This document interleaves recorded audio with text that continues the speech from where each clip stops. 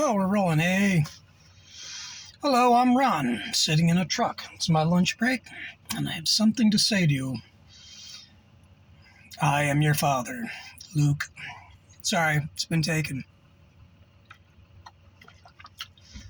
You will meet Satan when you go to church. Just want to put that out there for you. If you're a new ager or drug addict, there's a lot of people that I talk with because that's who I was. And you get saved. Let's say you just get saved. You're like, oh my gosh, this is great. I feel the love of God. I have a new heart.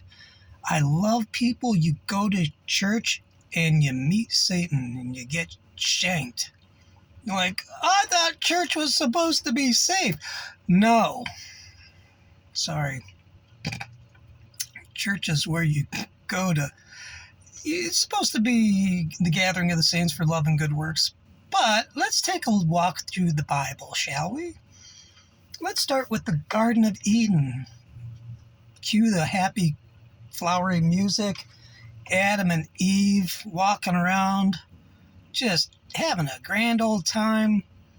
Snake comes up. Eve, hey girl, looking good. Well, maybe I shouldn't say that. Yeah, really. You stop that. Eve, eat the apple, for the forbidden fruit, for you'll know God, and surely you will not die. That's the lie. Because God said on the day that you eat of the fruit, the knowledge of good and evil, you will die. And he said that to Adam. Adam relayed that to Eve. She listened to the serpent. She fell, gave it to her husband. Adam and Eve, we inherit the problem. Jesus brings us the solution. You get a new heart. You go to church and you meet the serpent. And because church should and can be, a little bit like Eden. It can be a beautiful, cool, it can be a party. It can be a good time. So don't let it get you down that Satan shows up at your love fest.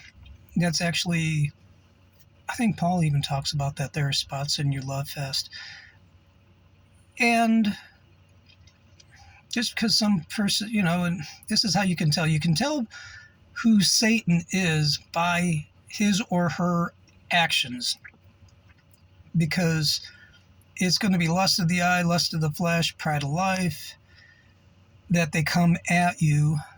And then if it's not a person, Satan can use people, places, and things to trigger you. And it's your job to overcome them by his spirit, you communing with Jesus and overcoming it, just saying no to the temptation because sin crouches at the door to overcome us. And, I'll give you another example. Out of the 12 guys, okay, 2 of them are going to be, 2 of them you're going to have a problem with. So that means 1/6 of all the people in church you're going to have a problem with. However, now that's not mandatory that 1/6, but I'm just saying statistically speaking, 1/6, because Peter ran on Jesus the day the cops showed up and Judas ratted him out. That's why the cops showed up. The only difference is between Judas and Peter is that Peter said, man, he worked out the forgiveness part. So again, in church, you're going to have people that are just a little bit of a mess, but don't let it bum you out. And when I say Satan, it's not maybe Satan himself, but it'll be one of his representatives. And it's really to find the chink in our armor and for, it's going to sound odd, but for us to become refined. If it's anger, you learn by his spirit to forgive. If it's lust, you learn temperance. And it's not just like, anger, lust, or whatever it is. It's not like you just biting your lip and just having a hard time of it. It's more like communing with God, asking him to overcome this issue in your heart with his. And you will.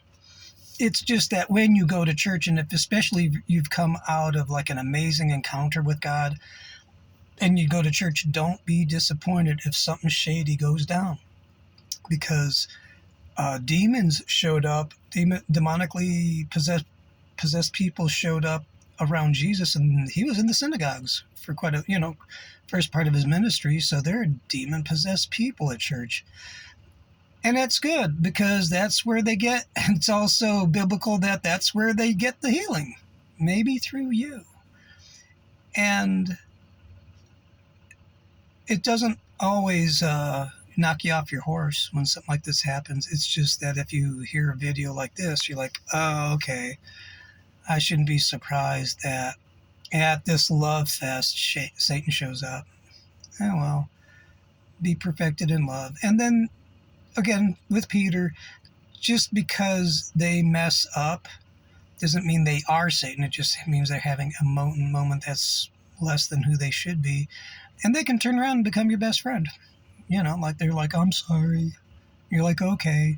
And then to err is human, to forgive is divine, and that's you. Be divine. Be Jesus. Not divine like in Hairspray, because that's bad. Be divine as in Jesus, which is good. So, give your heart to Jesus. You will be divine. You will be inspired by God to be happy and to overcome. And give him your heart in word and in deed, and he will give you his heart so that you have the right words and you can do the right deeds, and it's fun. It's a good time. So, till then, tell him I said hi. Have a great day. See you. Bye.